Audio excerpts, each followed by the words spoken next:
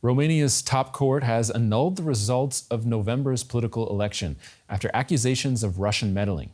The second round was supposed to be held on Sunday and would have seen far-right pro-Russian candidate Calin Georgescu, pitted against centrist pro-European Elena Lasconi. The current president says he'll remain in office until a successor is elected. An unprecedented legal decision that has put Romanian democracy in crisis mode. The country was set to go to the polls again on Sunday for the second round of presidential elections. But that's all changed now that the Constitutional Court has annulled the results of the first round, meaning the whole process must be repeated. The winner of the first round was this man, Calin Georgescu, a far-right NATO skeptic who's spoken highly of Russian President Vladimir Putin in the past. Before the first round, Georgescu was an almost complete unknown. He doesn't belong to a political party, and most of his campaigning was done on TikTok. His surprise win raised eyebrows in Romania and beyond. The decision to annul the election came after intelligence documents were declassified. They suggested that Georgescu may have benefited from an online, foreign-based mass influence operation to sway the vote. Georgescu condemned the ruling. Today's Constitutional Court decision represents more than just a legal controversy. It is practically an officialized coup d'etat. The rule of law is in an induced coma. His opponent in the now cancelled second round, pro-Europe centrist Elena Lasconi, also blasted the court. Today, the Romanian state has trampled on democracy. The court's decision is illegal, immoral, and crushes the very essence of democracy, the vote. Such misconduct will cost us dearly in the years to come. People on the streets of Bucharest also expressed concern. Undemocratic, and it is very bad that this has happened. That's it, that's all. I won't comment anymore. It's quite uncertain, unfortunately. It's uncertain and we don't know which direction it's going, which scares us and our families.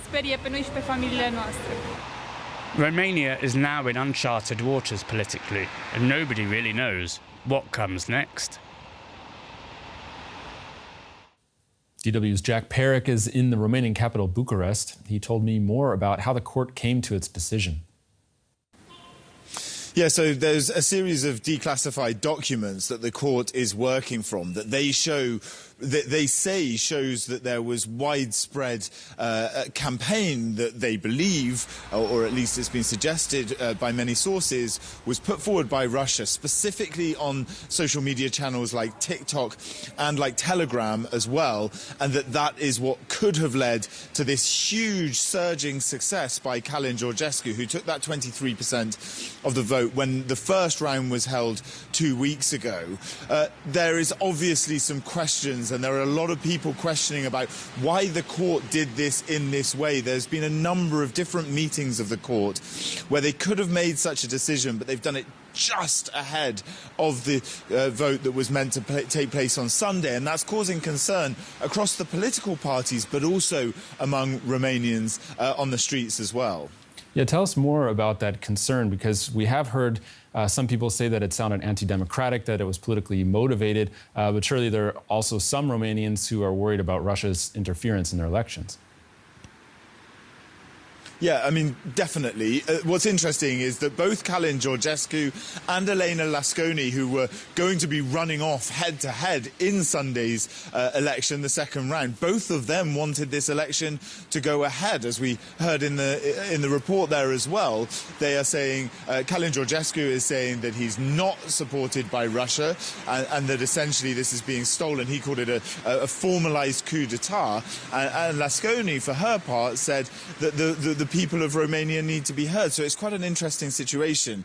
The Prime Minister, however, who's in place for the government, not the President, he's been saying that, listen, we need to follow the Constitutional Court, the democracy needs to be followed, there needs to be annulled, and also we need to have this rerun. It's also important to say that as soon as the court annuls the result, both of those people go into first-round campaigning mode again. We don't know when that will be held, but they will now have to be back in that big pool. Both have indicated that they will run again in a first round when that's held. Okay, so a lot of uncertainty. What makes this also more interesting is that Romania is part of the European Union. So what has been the reaction here from Brussels to all of this?